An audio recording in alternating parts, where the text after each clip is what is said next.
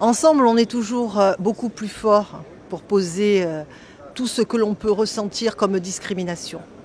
Cette discrimination, il faut être né dans un pays étranger en étant algérien ou même africain de façon plus générale pour savoir précisément ce qu'il en est.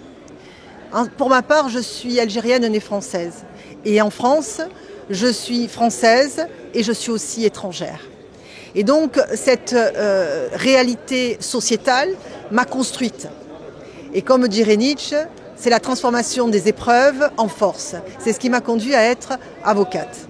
Lorsque j'ai embrassé la carrière, je ne pouvais pas rester insensible à toutes les discriminations vécues substantiellement à l'endroit donc de la communauté musulmane et plus précisément vis-à-vis de la communauté algérienne où évidemment c'était comme si on me mettait des tonnes d'épines dans le corps tout entier.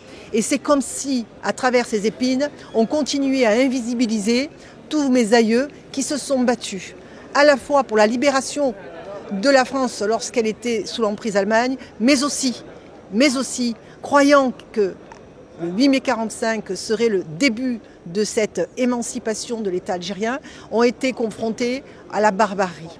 Conséquence de quoi, nombre d'entre eux se sont mobilisés et mes aïeux faisaient partie de ceux qui se sont mobilisés par la suite dans la libération de l'Algérie.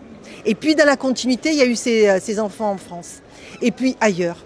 Et aujourd'hui, ce que je constate, c'est que alors même qu'on ne représente pas en France une force économique importante, alors que nous ne sommes pas réunis autour d'un parti politique propre, comme on peut le trouver dans certains pays anglo-saxons.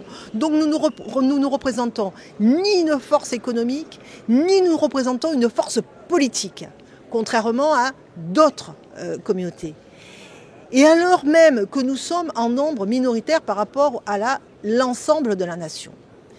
Pour autant, on représente une peur, et c'est ce qui interroge. Et cette peur est telle qu'elle se cristallise et qu'elle fait naître des haines qui sont instrumentalisées par des hommes et des femmes politiques, relayées médiatiquement par un certain type de médias. Là, je vise essentiellement le groupe Bolloré. Face à cela, une fois qu'on a posé ce constat, que doit-on faire ?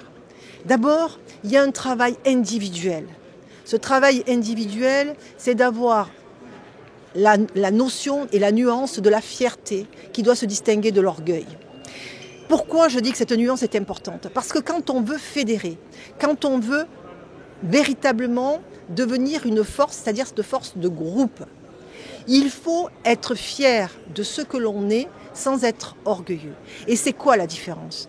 L'homme fier, quand je dis homme au sens humanité, cherchera toujours l'élévation de soi et l'élévation de tous ceux qui leur sont chers, y compris leur communauté. L'homme orgueilleux recherche toujours la domination, d'être le premier, d'exister qu'en écrasant les autres. Ça, c'est un facteur important parce que quand je parle de combat individuel pour pouvoir fédérer, soyez fiers, mais ne soyez pas orgueilleux. Et le deuxième message que je voudrais faire parvenir pour permettre cette fédération, c'est de ne plus chérir l'argent et chosifier l'être humain, mais d'inverser les valeurs. Chérissons notre semblable en étant dans la capacité de voir chez chacun d'entre nous son semblable et chosifions l'argent comme étant notre valet. Et alors à ce moment-là, tout le sens de ce rapprochement économique aura du sens.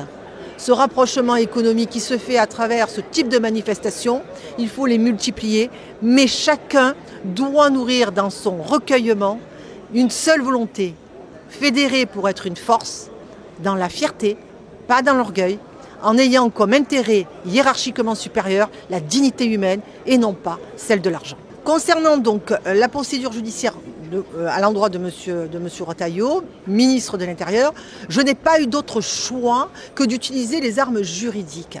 Il faut savoir que la France est signataire de nombreux traités internationaux et quand on signe, on s'engage.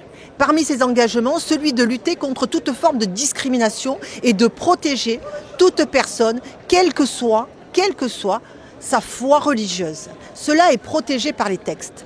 Et à partir du moment où non seulement l'État reste silencieux en raison des dérives constatées par les plus hautes sphères de l'État, à savoir ses ministres.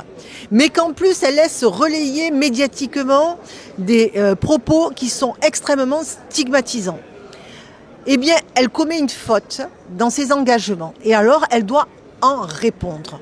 J'ai demandé à ce que la Cour de justice de la République soit saisie pour envisager sa condamnation. À défaut, j'aurais épuisé les voies de recours internes, donc je saisirai la Cour européenne des droits de l'homme pour faire constater ces manquements.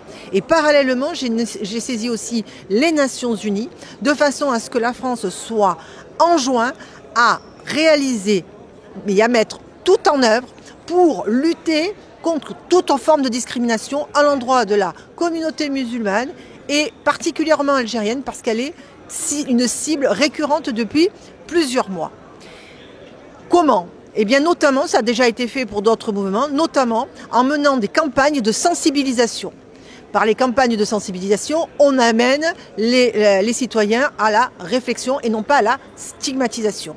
Mettre tout en œuvre pour éradiquer ce racisme qui est dirigé particulièrement vis-à-vis d'une communauté. C'est toujours la même. Il faut savoir que le vocable change, qu'il soit dénommé indigène, immigré, arabe, musulman, algérien, peu importe le vocable utilisé, cela ne vise en réalité exclusivement qu'un type de population, c'est-à-dire nous.